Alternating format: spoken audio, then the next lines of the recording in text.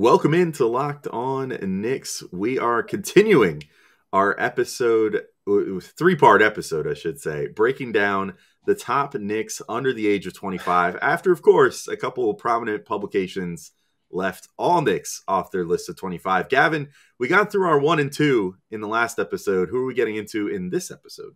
This one is about our consensus number 3. We are all in on Obi Toppin. We talk about Obi's brilliance. Dallas has a very interesting comparison for Obi Toppin. And then we finish up with Dallas's case for why a certain, I'm not even going to cover it, why Jericho Sims, of all people, is his number 4. All that and more next on Locked On Knicks. You are Locked On Knicks, your daily New York Knicks podcast. Part of the Locked On Podcast Network. Your team every day.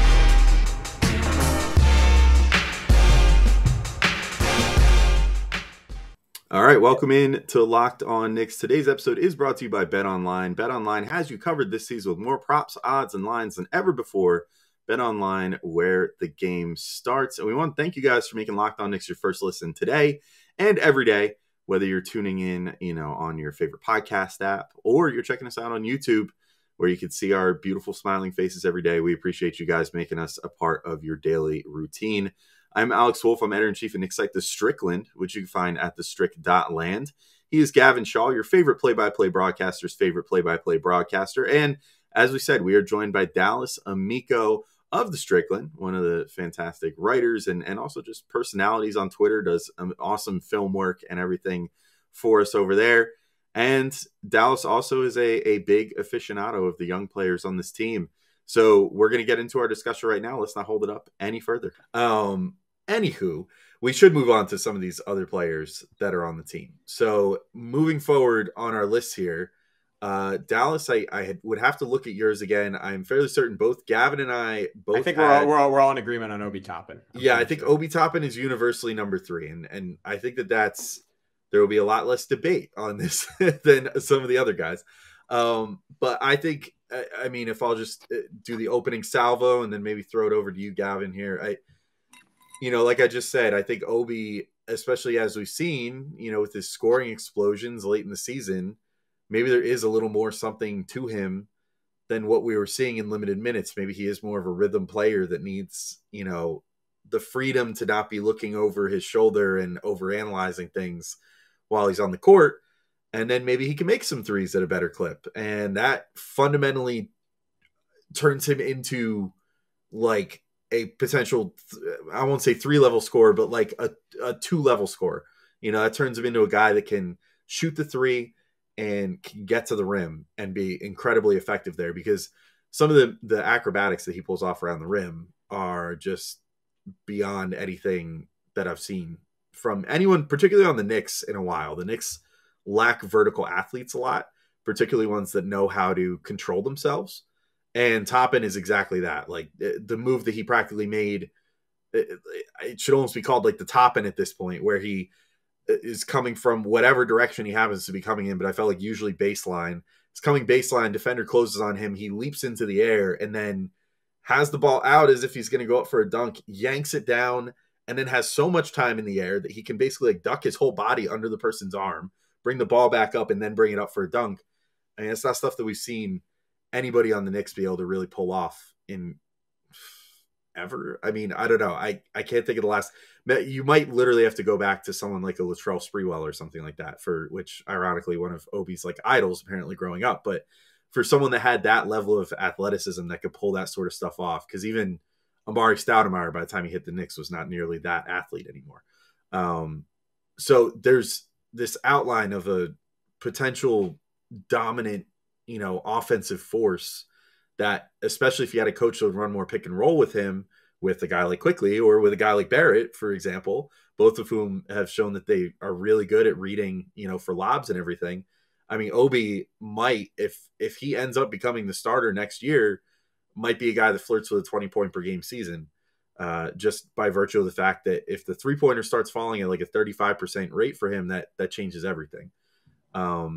So I won't get into the defense and everything yet, although I think that he's been much better than we ever would have expected when we were skeptically trying to talk ourselves into him on draft night a couple years ago. But Gavin, where are you at, like, on Obi as far as God, it's crazy to think it wasn't even a couple years ago. It was like a year and a half ago that we were talking about Obi on draft night, COVID. Yeah. But anyway, Gavin, where are you at on Obi? You know, our consensus number 3 that we can all just kind of shake hands and agree on here and make good points about why he's so awesome. I'm happy we're all on the same page, guys. It feels great. But yeah, I think the big thing to me with Obi, and I don't know, I'm interested, Dallas, if it was for you. For me, like I put some time between him and Quentin Grimes for the 3rd spot, because I think Alex, I know there was like one episode we did this year where like, is Quentin Grimes just flat out the Knicks' best young prospect? Like that's how well he was playing. Like the 3-point rate and the accuracy that he was displaying is just, I mean, rare for anyone in the NBA, particularly exceptionally rare for a rookie. The defense that he showed, like some of the instincts he has as a passer, like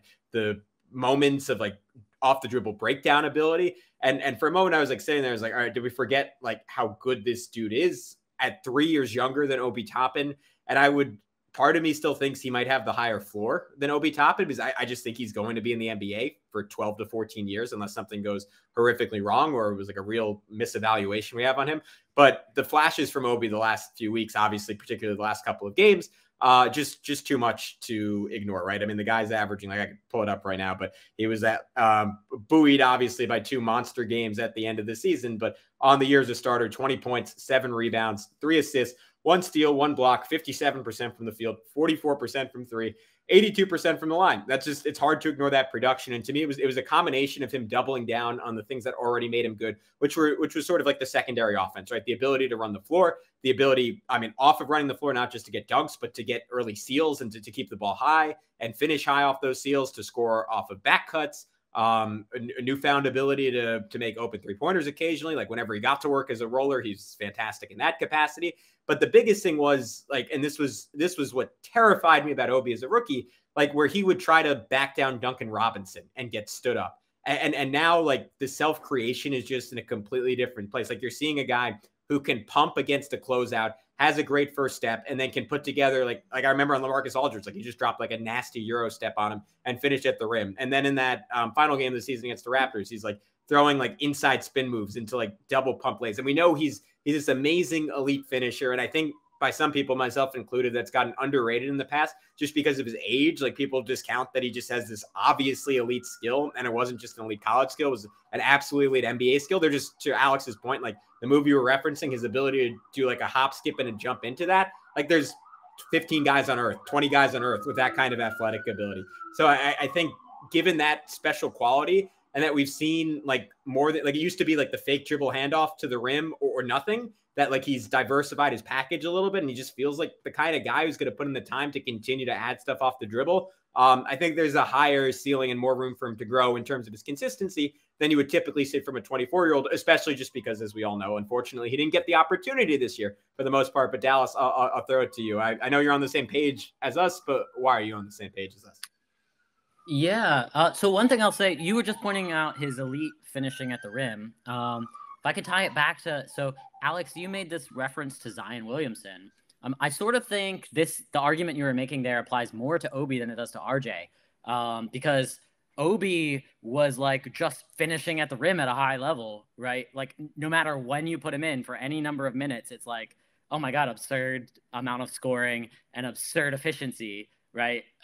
Where like with RJ, you have like the scoring volume, but you don't have the efficiency volume. Like, but with Obi, it's like, it doesn't matter when you put him in for how long, whatever, just like at the rim, constantly scoring a ton. Now, I don't think he's going to be Zion Williamson or anything like that. But my sort of actually comp for Obi is like, and I don't know if I would say this is a ceiling comp, but it's one some people have like reacted weirdly to, because athletically they're very different. But I think in what they do for their teams, I think it's a good, or what they used to do for their team and currently do for their team. I think there's something there. I think if you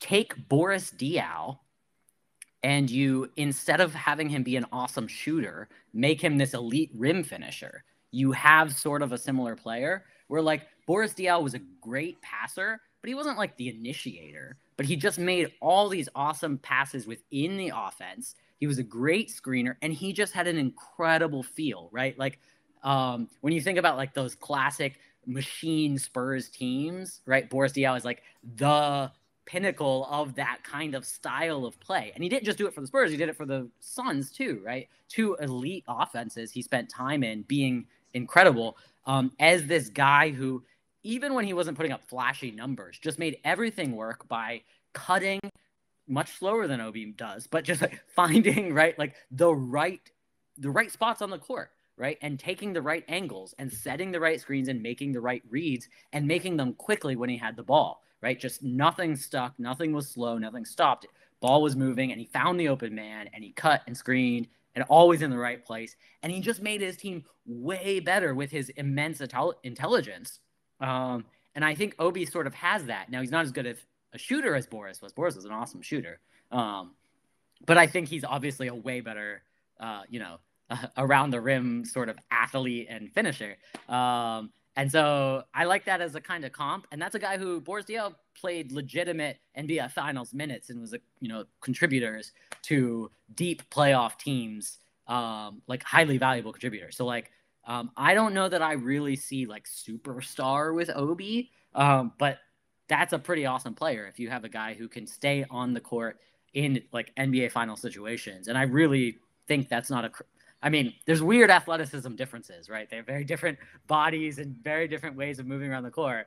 But I think that's a sort of comp where you could see Obi being that kind of guy. And also Boris, similar defense, I think, strengths and weaknesses as Obi, where Boris was actually a pretty solid defender, but he wasn't he couldn't stay with everybody, and he had some weird lateral movement stuff, especially later in his career, right? Obi's a little top heavy. He's got his footwork's not always great, but the heart, the hustle, and then the smarts, right? Where they're just always sort of doing the right thing, even if it's not perfectly. That you live with it, and it ends up being a decent cog in the wheel.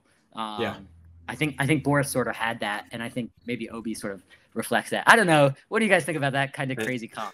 All right, we'll be back in just a sec with more hot takes on Obi Toppin. But if Obi wants to he seems like a pretty healthy guy, Alex, but he wants to get even healthier this offseason, there's only one thing I could recommend to him or anyone else, and that is, of course, our Athletic Greens. It's a product I use literally every day. I started using AG1 specifically because I wanted to be a little bit healthier, and I'm someone who's very health conscious in general, but I needed an easier way to do it because I was just buying too many different supplements. I was trying to make sure I had 10 cups of spinach every day, which is just torture. And I was like, you know what? Why freak out about it when I could just throw a scoop of this delicious green powder in my water or my smoothie and call it a day from there. So what is this stuff? With one delicious scoop of AG1, you're absorbing 75 high-quality vitamins, minerals, whole food source superfoods, probiotics, and adaptogens to help you start your day right. The special blend of ingredients supports your gut health, your nervous system, your immune system, your energy recovery, focus, and aging, all the things you need to lead a happier life. I like to take it right before I do a workout. I find it fuels me a little bit, but also kind of calms me down. It's lifestyle friendly, whether you eat keto, paleo, vegan, dairy-free, or gluten-free, and it contains less than 1 gram of sugar. There's no GMOs, there's no nasty chemicals or artificial anything, and it still tastes so good. Tons of people take some kind of multivitamin, but it's important to choose one with high-quality ingredients that your body will absorb. AG1 is a small micro habit with big benefits. It's one thing you can do every single day to take care of yourself, and they have over 7,000 5-star reviews. So right now, it's time to reclaim your health and arm your immune system with a convenient daily nutritional option. It's just 1 scoop in a cup of water every day. That's it. No need for a million different pills and supplements to look out for your health. To make it easy, Athletic Greens is going to give you a free 1-year supply of immune-supporting vitamin D and 5 free travel packs with your first purchase. All you have to do is visit athleticgreens.com/NBA Network. That is athleticgreens.com/NBA Network to take ownership over your health and pick up the ultimate daily nutritional insurance. And tell you what, if Obi Toppin also wants to bulk up this offseason, which, he's pretty well built, but, maybe he needs a little help in that department, he should check out some Built Bars. That's certainly what I have all the time. And this episode is brought to you by Built Bar. They are the best tasting protein bars on the market. And if you haven't tried them yet, you should definitely check out Built Puffs. There's some of Built Bar's best tasting bars. Puffs are a fan favorite with some incredible flavors, including yummy cinnamony churro, coconut marshmallow, and banana cream pie. They're all so good. They're going to be your new favorite because Built Puffs are a protein-infused marshmallow covered in chocolate. I don't know how to sell it to you better than that, so I'm not even going to bother trying to upstage that with anything. But all Built Bars are good for you. They contain just 130 calories, 4 grams of sugar, and 4 grams of net carbs, and a whopping 17 grams of protein per bar. If you compare that to a candy bar, which usually has around 240 calories, 30 grams of sugar, and dozens of net carbs, blows everything out of the water as far as actual candy bars, and gives you the same amount of protein as most of those other bars without tasting like a shoe. So if you want to get some Built Bars for yourself, go to Built.com and use promo code LOCKED15, and you can get 15% off your order. Again, use promo code LOCKED15 for 15% off at Built.com. I actually think it's kind of, I was going to say, I actually think it's kind of funny because you mentioned, different body types, whatever. The cruel irony of that is that Boris Diaw turned into that player once he lost the Obi Toppin body type. Yeah. That's true. Once Boris Diaw got older and put on some more bulk, he actually became the more effective player, oddly enough, even though he came into the league as like a lanky shooting guard.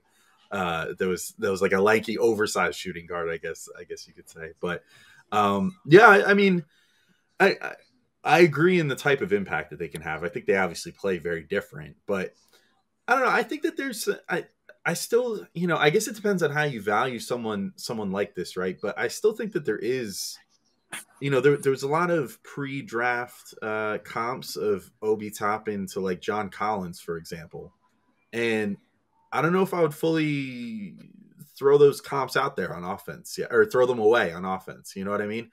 Like, I do think that there's a chance that he could be that. And I would actually argue that he's maybe even less dependent on a Trae Young type distributor than that. Like, just because of the ability that he has to attack closeouts and like this sort of thing where, there's so many times where the Knicks just sort of get him going. And it's like, almost, I don't know how to describe it. Dallas, you probably know the technical term for this because you're more of an X's and O's guy, but where they sort of get Obi moving along the perimeter, and then they get some sort of screen and set up for him on the perimeter so that he can just attack that and just use that speed and quickness and long strides to just sort of work around that and get right to the rim.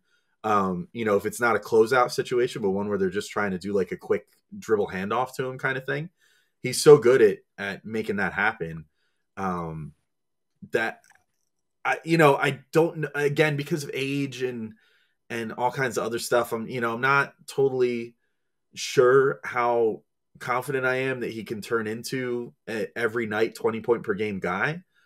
But I think that his development curve is also really weird in the sense that he's taken like a very circuitous path to eventually ending up in the NBA, where he came out as, technically speaking, a sophomore. He's a redshirt sophomore. Yeah, came out technically as a redshirt sophomore at 23 years old into the NBA draft. So like, he played high school, then had to really grind through like community college and stuff to, junior college to get his way up to the D1 level, and then even had to redshirt there before he was able to, string together 2 seasons, and in just those 2 D1 collegiate seasons, worked his way up to collegiate player of the year and a really dynamic player, scoring the ball and everything else. And so I don't know, it makes it hard for me to put too much of a cap on him based off age and stuff. I'm not saying that's what you were doing, Dallas, but that's like a general thing that's held against him, is like, well, he's already going to be like, I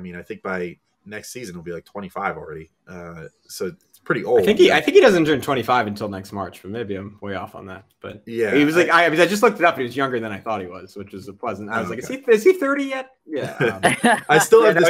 He turns 25 next March 4th next week. Okay. I still have this pet theory that he's secretly like 42 years old, because what kid that was born when he was supposedly born wears Sprewell jerseys still when they're like 8 years old? But I guess that's the New York in him, and maybe a gift from his dad back in the day. But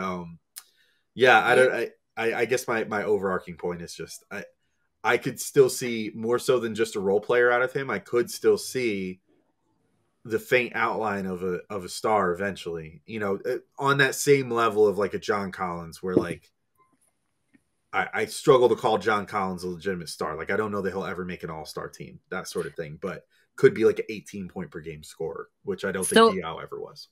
I don't know if I'm going to convince you to put think of Obi more highly or think of him lower. But I think I think his offensive ceiling is way higher than John Collins. Like you watch John Collins play a lot. I watched him a little too much when I watched film for the. I think maybe the last time I was on here when I was watching for the playoff series against the Hawks. I watched a ton of Hawks film. I don't think of John Collins as somebody who makes his team better, right? He sets reasonable screens and he's a good finisher. He's not like making other players really better. He's just finishing off what they've done. And it's a skill to be able to do that. But like Obi can do that, but legitimately makes other guys better and is like an intuitive, smart cutter, an intuitive, smart screener, mover Better without passer, the ball. easily. Passer. Yeah. John Collins doesn't have that stuff, right? Like that's not. So I think Boris Diaw is way better than John Collins. Not even close. Like I don't think. I guess it would be like. I guess my thought is more that it would be like a hybrid between the two. Okay. You know what I mean? Yeah, like I don't. Go ahead. Can you imagine him on like in the court in the NBA Finals? Like he's not going to survive. He's not going to survive. Not on defense. And like what? Unless he's like just the worst. If he's the worst player on the court, maybe. But like Boris Diaw was like a legitimate contributor to a championship team, and I think like offensively, in the way they make teams better, that's like what Obi has. And Collins just to me doesn't have that. Now I get the connection with like the finishing ability, and I say I think probably Obi he's maybe just a little below maybe where John Collins is, but everything else is infinitely above. Just like reading the game and his like vision and his passing ability and his smarts about like what's going on the court and his just feel for the game, just radically different, I think. I guess to clarify my position, I would think more like a hybrid between the two, where it's like I like your comp of Boris Diaw for like the little things. Yeah. But I think that Obi's potential as a scorer is much higher, just based off what he's shown so far. So that's sort of where I'm at. Like, so I guess I should have clarified that a little bit while I was saying that, but more like offensive skill set and ability to put up like 20 points a game. Like, I don't know that Diaw ever really had that potential in his career. Because I don't know what his career high was. It had to have been around like 10 points per game or something. I think it's higher than that, but let's look. I'm going to look. Yeah, that's what the internet's for. All right, guys, we're going to come back one final time where Dallas makes an impassioned case for Jericho Sims as the next man up on our Knicks young players rankings. But if you want to bet on who's going to be mine and Alex's number 4. I don't know if they have these odds up yet, but they have pretty much everything else. It's betonline.net. They're your number one source for all your betting stats and sports info. You can find all the latest sports developments, league reviews, and news, including this year's basketball playoffs and the start of the Major League Baseball season. BetOnline is your continued source for all your sports wagering information, from live betting to playoffs, esports, and more. I know that I'm hitting them up a lot of late for the top NBA odds, and one odd that I like, or one line, I should say, that I like for Tuesday is the Philadelphia 76ers as 7-point favorites over the Toronto Raptors. I am hammering that. Look, the Raptors are a resilient team, championship DNA, whatever. They're missing 3 of their 6 most important players in all likelihood for this game, too. Philly dominated them in game 1. They have all the momentum. I think the Sixers beat them in another route. I think that's free money that you can go take at betonline.net. So head to the website today or use your mobile device to learn more about the trends in action. BetOnline, where the game starts. I'll throw out there quickly. I think what's so interesting about the Boris Diaw comp that I think is true for Obi too is like it's so clear that the synergy between him and IQ, like it's not like a 1 + 1 = 2 situation, like a 1 + 1 = like 15 situation a lot of the time. And that was sort of the whole trick with Diaw, right? Like he had such good basketball fate to find the Suns and to find the Spurs, because he had languished on Charlotte his whole career. I don't think he's someone we'd ever bring up in any context. Like we would have forgotten that he existed by now. And I think to me, that's a lot of it with Obi, is that as much as I'm talking about him improving as a one-on-one guy, I think his value is always contingent on other dudes on the floor. Like whether like in if you want to say in a John Collins sense, it would be like if he was playing with a Trae Young, he'd be getting all these rim run dunks like game after game after game if they were using him the right way. But playing with an IQ sense, it unlocks all these different elements of his game. And I think a player's feel is exacerbated by like the feel of other guys on the court. So IQ's genius props up Obi's genius, and Obi's genius props up IQ's genius. And we pointed out those plays like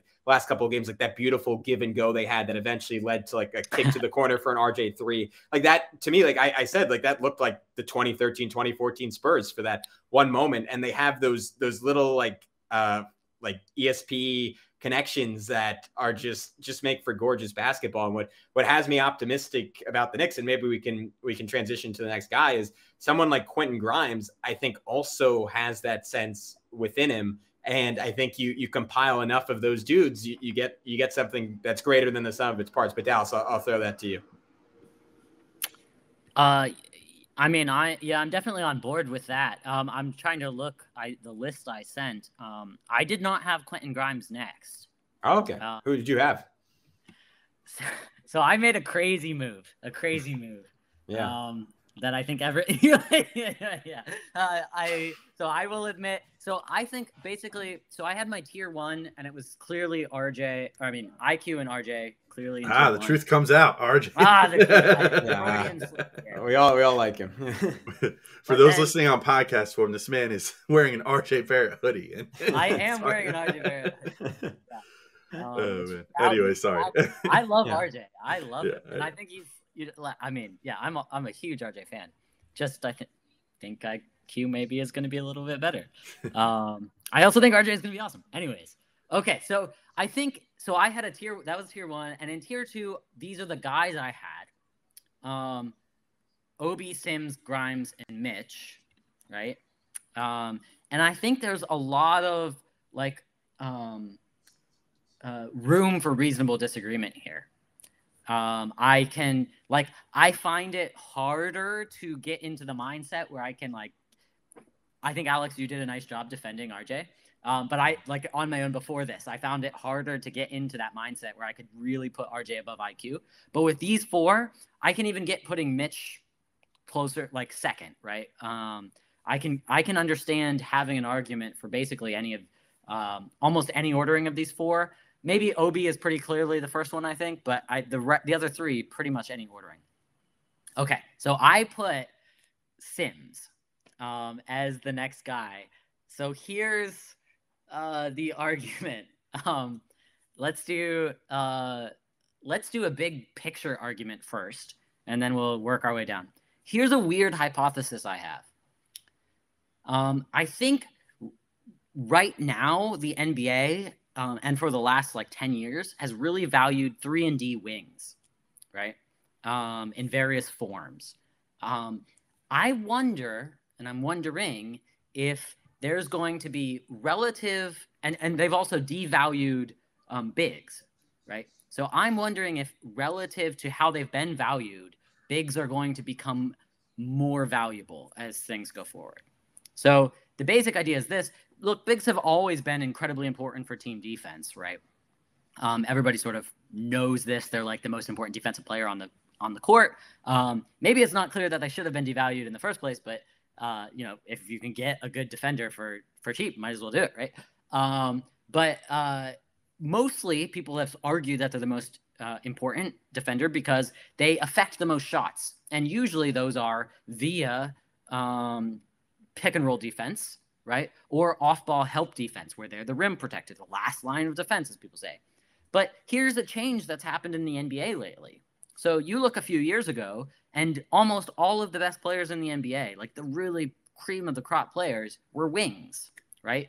Outside of maybe Steph Curry. But the real movers, right, were wings. You have LeBron James, and you have Kawhi Leonard, Paul George, Jimmy Butler, so on and so forth, right? Big wing initiators were the dream. And as a result, you really needed a bunch of versatile guys who you could throw at them, especially in playoff series, right? You needed Iguodala to be able to put on LeBron, or you needed, right, just a whole range of guys who could switch on to these guys and try to affect them in various ways if you're going to make it in the playoffs. What's changed over the last several years is that the current crop of stars are not wings, right? Who's the best wing in the NBA right now? Maybe Luka? Yeah, I was gonna say Luka. Luka, Tatum, Luka? Or LeBron, maybe. Yeah, I think it's pretty. Yeah. I think it's Luka, but what's Luka? Maybe the fourth. Would you not consider KD a wing? Would you put him in his own category?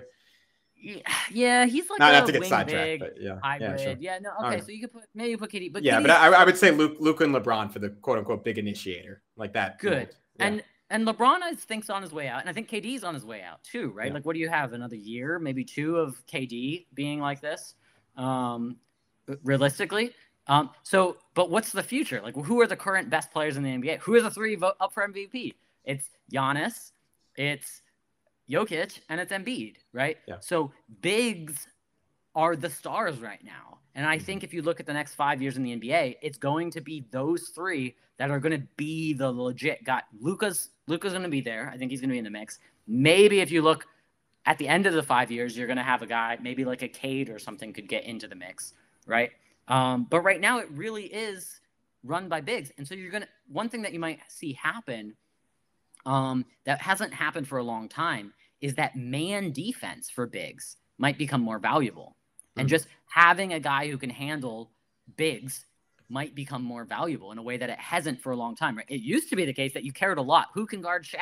Who can guard Yao? Who can guard Olajuwon or whatever, right? Kareem. Because bigs used to be get a lot more post attempts and ISO attempts, that sort of thing. And we had a long change. But now bigs are getting those again. You have Jokic, you have Embiid, and you have Giannis, and there's different sorts of styles between them. And really, you have another tier too with like Ayton, Bam, and AD, who are all also bigs, who are really good that you have to take into account. So one sort of hypothesis is that especially playoff teams are going to start looking for bigs who can handle those guys, right? And bigs just in general will become a little bit more valuable. That's a sort of hypothesis for the next 5 years or something like that. We'll see what happens. But okay, so if you think that's true, and you think then correspondingly wings get a little bit devalued because there's a salary cap, so it's a zero-sum game. I think wings are still going to retain value because they are interchangeable in a certain sort of way, so they're really important for team building. Alex, you were making this point earlier, right? With RJ, you can play him at the 2, the 3, or the 4. That's super valuable for team building because when you're going into the draft, you don't have to be like, oh, we have to get a 3, or we have to get a 2, or we have to get a 4. You can get any of those because RJ can go next to any of them, right? That's a super valuable thing for both the draft and free agency. So I think they're going to still retain value. So that's a sort of general argument. And then, okay, so let's get a little bit more fine-grained. There's a glimpse, there's a vision of like so again, I like to use comps of like bargain bin, and don't, I will see what your faces look like when I say this, but bargain bin Bam Adebayo in Sims. Okay. So I see him on the perimeter and I see a guy who's really sound and disciplined. He moves his feet really well, and he almost never goes up for fakes from point guards, from shooting guards, whatever. I thought he was the best defender. It was very short stints, but we had the game against Brooklyn. I thought he was like one of the best defenders we had that ended up on KD for any period of time, right? Like he played him really disciplined. He moved his feet well, but he can do that for smaller guards too. He's really good on the perimeter. As a blitz defender, really good. Switch defender, really good. Offensively, now in drop, he's, I think, a little sketchy still. He's got some learning to do there, but that's pretty common for young bigs, and he's end of draft first year big, so you're going to expect some growing pains. But then on offensively, where are his strengths? His strengths are he's an incredibly intuitive screener and an awesome screener, and like a force as a screener, and that's a huge part of Bam Adebayo's value is his ability to spring guys like Harrow and Duncan Robinson. And it's not just that he's a good screener, but he's intuitive about it. So he has great feel both for the direction of the screen, when to set it, and how to set it. So you often see this thing with Mitch where he just he doesn't get high enough, or he gets to the place where, the initial screen should be set, but he doesn't flip the direction of the screen, or he doesn't, right? There's just all these issues with Mitch and his feel when it comes to screening. But Sims doesn't have those. He's a rookie, and he's out there with just amazing feel when he's setting screens. And then we've also seen some passing flashes. So you have this guy who could be a really versatile big. I don't see him being such that he could be played off the court if he bulks up a little bit and is strong enough, becomes a little stronger, right? If he can bulk up a little bit and become a little bit stronger, and can be a decent semblance of, I mean, like, whatever. I don't know. We'll see. But if he can do that and then also be able to play in an aggressive sort of, like, I don't think right now, I don't see very high hopes for him being a drop defender ever, just because his rim protection is solely predicated on his vertical because his wingspan is so short and he's not tall enough. So I think there's like a real issue there. But if you have him play blitz, which is, again, where this Bam comp comes from, because that's what Bam primarily plays, is blitzing and switching, right? If you have him do those sorts of things, there's that sort of a guy there. Maybe. We'll see. It's early on, but I've seen the flashes, and I think that's a really valuable player. And maybe replacing that is harder than replacing a very good 3-and-D player. So one way of thinking of that is, if you really think that's he can get there, then like, what's a replacement level player at big? Maybe like JaVale McGee or something like that, right? Is JaVale McGee further apart from that realized version of Sims than like maybe Jay Crowder is from the realized version of Grimes? And I go, maybe it's easier to find the like Jay Crowder can do the sort of semblance of the 3-and-D thing than it is to find the guy who's really that big and can handle himself on the perimeter, and still do the requisite stuff on offense. Again, like I said, I think there's room for disagreement in this range. I'm not wedded to that, and I can totally hear the argument for Grimes. I'm very much not confident in this take, but that was like the long-winded way of trying to provide a reasonable defense of it. Well, I actually don't think I have too much more to add to that, to be honest. I will just say, I don't know what you want Sims to look like. You want him to look like Hulk Hogan out there, man. If you think he needs to put bulk on, I think Sims is huge. Like, I don't think he needs to put too much on, to be honest. I think he's very well sculpted to be an NBA center already. Now, of course, leg strength. Yeah, I was gonna say lower body. Like Embiid or something like that. Yeah, that makes sense. That makes sense. He's still, even in the legs, I think he holds up pretty. I think it's going to be just sort of learning how to use his body better, more so than needing to put on more strength. You see like a reticence sometimes. Like I think part of his issues in drop is like he's sometimes not aggressive enough, and it's a shame because his verticality is so good. But yeah, Alex, go ahead. Yeah, I was gonna say, I think maybe though, I think you made a really good case for the potential of Sims. All right, guys, that is it for this episode with Dallas. We hope you enjoyed this part 2. We hope if somehow you missed it, you enjoyed this part 1, or that part 1 rather. We hope you enjoyed our 3-part episode with Schwinn earlier in the week. We're just knocking out insanely long podcasts for you guys. And that being said, we will have a 3rd part with Dallas coming up tomorrow, where Alex and I give our 4th-ranked player. We debate Mitchell Robinson versus Jericho Sims a little bit. There's some good Quentin Grimes talk. We slip in some Cam Reddish stuff at the end.